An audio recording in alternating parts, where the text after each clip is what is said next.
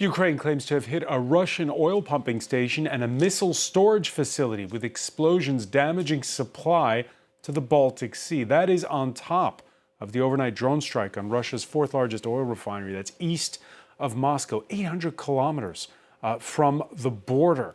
Meanwhile, the Kremlin claims to have taken another village, this one in Donetsk region. Let's cross to France 24 correspondent Gulliver Cragg, who's in the central Ukrainian city of Vinnytsia. Gulliver, what's the latest? Well, the Ukrainians seem to be stepping up these attacks deep into Russian territory, targeting oil refineries, fuel depots, ammunition storage depots. It's always very well received in Ukraine. It does a lot for morale. I think it's made something of a dent in the Russian economy, but only a small one. In terms of hampering Russia's military logistics, though, the commander-in-chief of the Ukrainian Armed Forces, Colonel Syrskyi, said that it has really severely reduced the Russians' firepower, but that doesn't mean that they are not still clearly having the upper hand, particularly in the eastern Donetsk region, where they continue to advance. Ukraine lost the small town of Velika Novosilka over the weekend. Another village, as you mentioned, in Donetsk region, according to the Russians, the Ukrainians haven't admitted it yet, apparently fell today. And eyes are really at the moment on Chasiv Yar, strategic hilltop town just to the west of Bakhmut that the Russians have been trying to take from Ukraine for more than a year now,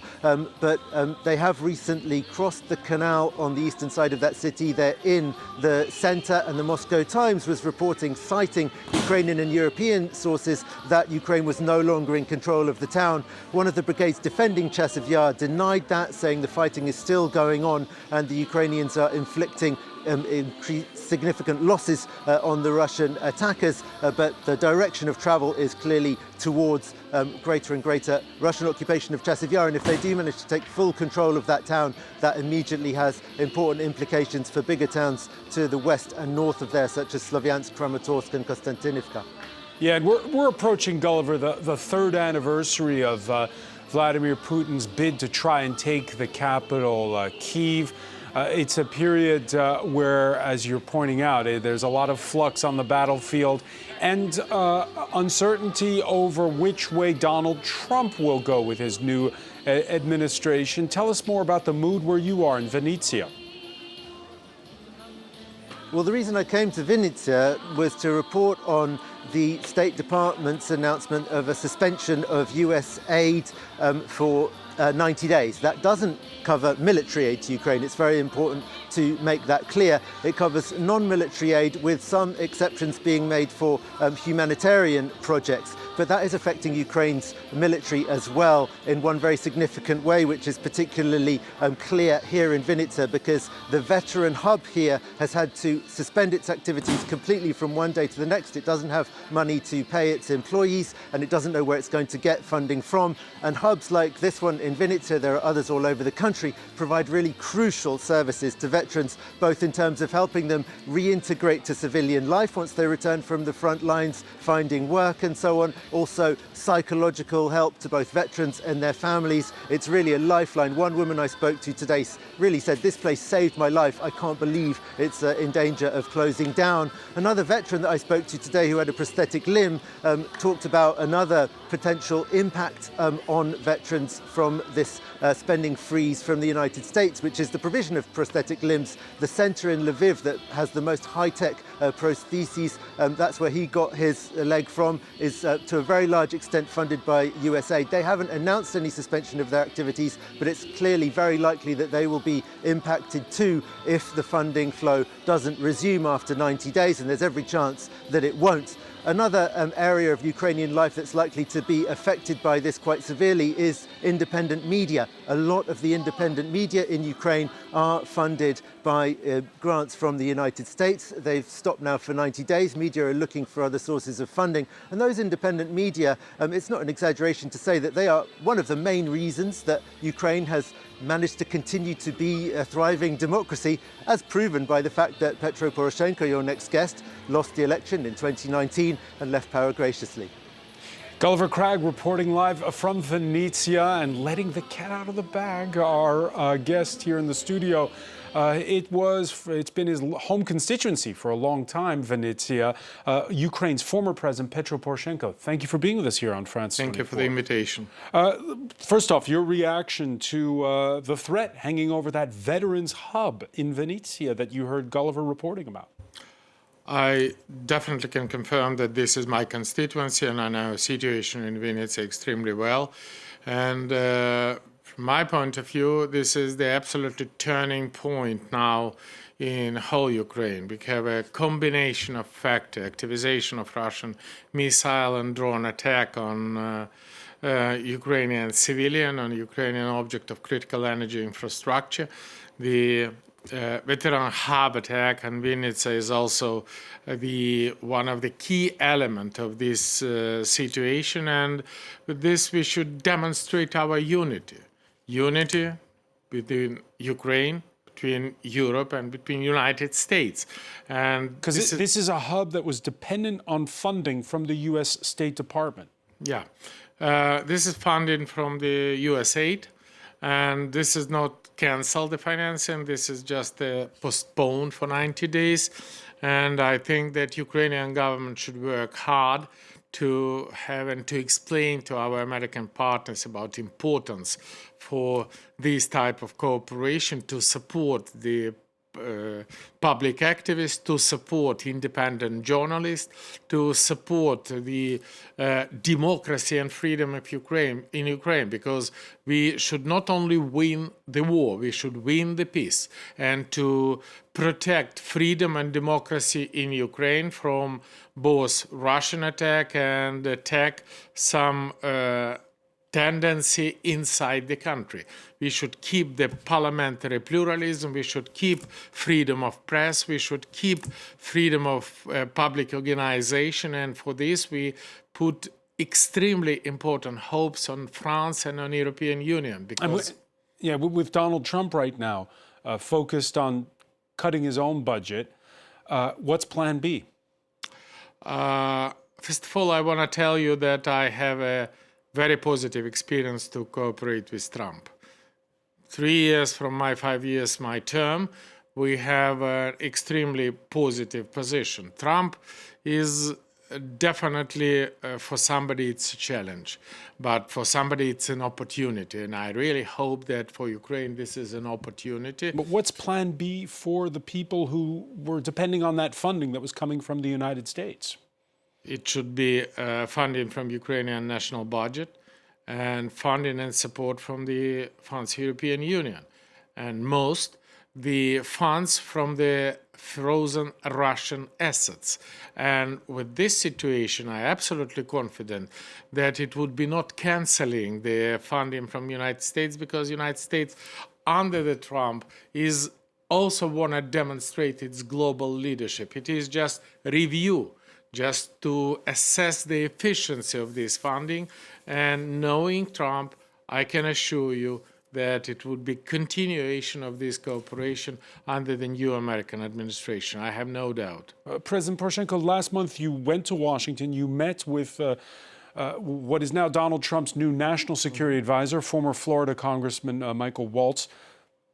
What did he tell you? What can you say about that encounter, and how does it bode for the future? I can confirm. I know now National Security Advisor Waltz for some years, and from the time he was a congressman from Florida, and all the time he keeping the very pro-European, pro-democratic, pro-freedom, and definitely not pro-Russian position. I don't expect any bad thing or any surprise. On contrary, the new window of opportunities which new Trump team has definitely would be used both with the National Advisor Waltz, with the General Kellogg, with Mark Rubio, and many other very experienced politicians, diplomats who bring the unity between Europe, US, and Ukraine, and put Putin at the table of negotiation, and to demonstrate that we are ready to speak with Putin by the language of strength, because this is the only language Putin understands. And Putin go as far as we together allow him to go. Right. Otherwise, it should be stop of the war. It should be return democracy and freedom to Ukraine, and to be sustainable security situation on the continent. And France in this playing an important role, believe me, because this is France who supplied to Ukraine first long-range missile Skype. This is France who in February now delivered to us Mirage airplane for protecting our airspace against the Russian guided bombs. And this is the Thales from France who deliver us the radio electronic warfare system. And I think that this leadership of President Macron and President Trump will bring the peace to the European continent. Will bring peace to the European continent, even though it's Macron himself has to deal with a big budget deficit, whose plans to ramp up spending, defense spending, are being undermined by that deficit at this time. How much can you rely on a country like France compared to the United States? Undoubtedly, I can rely on France. And from the very first my moment on the president, I just want to remind you that we have a first meeting between Putin, President Hollande, Chancellor Merkel, and me in Normandy, and then we have a Normandy format. Then we have a Minsk agreement, and with the participation of France, Germany, and US. And I think that it was 11 years ago. And we saved these 11 years for Europe to be prepared for the war. And this is not a question of the peacetime, budget deficit or something. We should switch European and American economy to the military rail, same way like Putin do that. Otherwise, we will have, and better to stop Putin on Ukraine, because otherwise we should stop Putin somewhere in Poland, Baltic states, maybe in France. And this is not a choice for us. That's why we should be united, strong, finance the defense expenditure, create the joint venture together with Ukraine to have and use the unique experience we have, because you should understand, this war is completely different from the war in the year 2014 or even in the year 2022. And the France, same as United States, should be ready for this new condition of the war, when 300 euro drone can destroy $4 million tank, and Ukraine has a great specialist how to destroy Russian troops. Yeah, we've seen it with the news cycle the last 24 hours. Petro Poroshenko, when you make a trip like the one you made last month to Washington, is it with conferring with the administration of President Zelensky? Or is it just a personal, private initiative? This is not a private initiative, and I shouldn't agree to anything with President Zelensky. I'm a leader of the second biggest fraction in the parliament. I am a leader of the opposition, but definitely on the abroad we should demonstrate the unity, and I do my best. So did you confer with President Zelensky's administration, saying, "Hey, I'm going to go meet with Michael Waltz when you"? I can tell you that I all the time inform them about that, and unfortunately not all the time I receive an answer. And during my trip to Washington, I was invited as one of the leaders of the International Democratic Union, and that was a Congress of this union, that was democratic organization which was established by the Republican Party of the United States and Conservative Party of the Great Britain. And this is a unique platform for the interparliamentary diplomacy, because I'm definitely confident that Ukraine has a lack channel of communication with the new American administration. And definitely that was very important role to deliver to the newcomers in American administration the whole complexity of the situation. What is the view of Ukraine to how to stop the war? And this is we should establish the same situation which I do during my presidency. Nothing about Ukraine without Ukraine. Now it's actually nothing about Europe without Europe, for France, and for the whole European Union. And I am absolutely confident that we can win this battle only when we will be strong, when we will be together, demonstrate the unity. And maybe sometimes we cannot outman the Russia, Iran, North Korea, but definitely we should be outsmart, out technology, and the freedom and democracy is with us. Right now, still a moment of a national emergency in Ukraine. There hasn't been an election since 2019. As you state, you're an opposition leader. There are others. Yulia Tymoshenko, for instance, the former prime minister, she too has met with the Trump administration. Are you and Tymoshenko on the same page when it comes to how to handle Vladimir Putin? Look, again, we should demonstrate inside the country unity. It is, I just want to tell you a very short story. On the first day of the war, in the morning, when all Kiev, 1 million of Kievites tried to fled from Kiev and go to the west of our country, when Russian troops was 20 kilometers from Kiev, I called to President Zelensky. And do you know what I said to him? Look, I'm not the leader of opposition anymore. You are not my opponent anymore. We have one enemy, and the name of this enemy is Putin. And we can win only when we can demonstrate the unity. From my side, I'm a responsible politician, and I'm definitely fight for unity. Unfortunately, I see that some from the presidential team, instead of demonstrating keeping government of national unity, coalition of national unity, they start to prepare the election, and I'm absolutely confident. Are you starting to prepare the election? When should it be held? No, I'm completely against the election. You know what is the difference between unity and the election? It cannot be unity in election because this is a fight. When's the right time to have an election? Immediately 3 months after we win the war. Win the war. Do you know what does it mean, win the war? Very simple. First, there is not exist in any other nation in the world who wants peace more than we Ukrainian, because we pay such a high price. You demonstrate that today.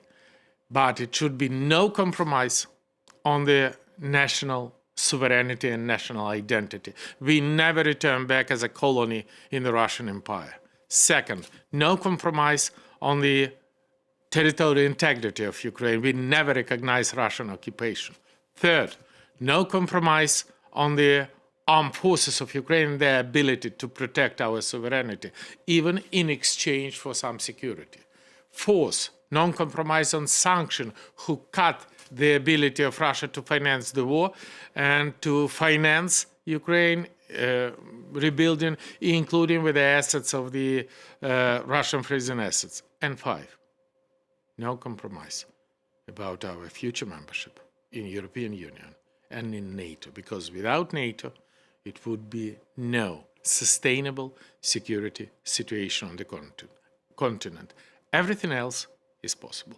Everything else, that what you're asking for is total victory in those 5 points that you've just spelled out. I think that we should define what does it mean victory for us. For us, victory is to save Ukraine.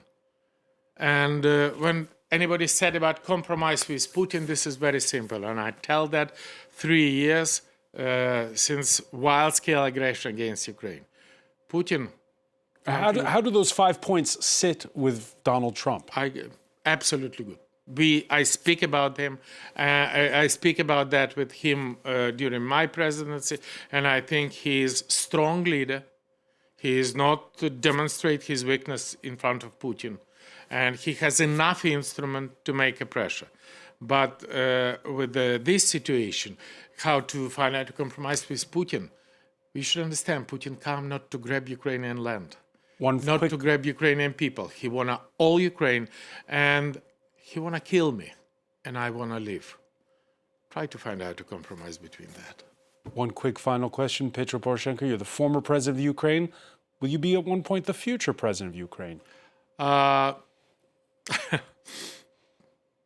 Definitely, I will participate in the election. and I will fight for the position at least member of European Parliament from Ukraine. And that's happening when Ukraine would be full-fledged. So you would run for European president Union. again?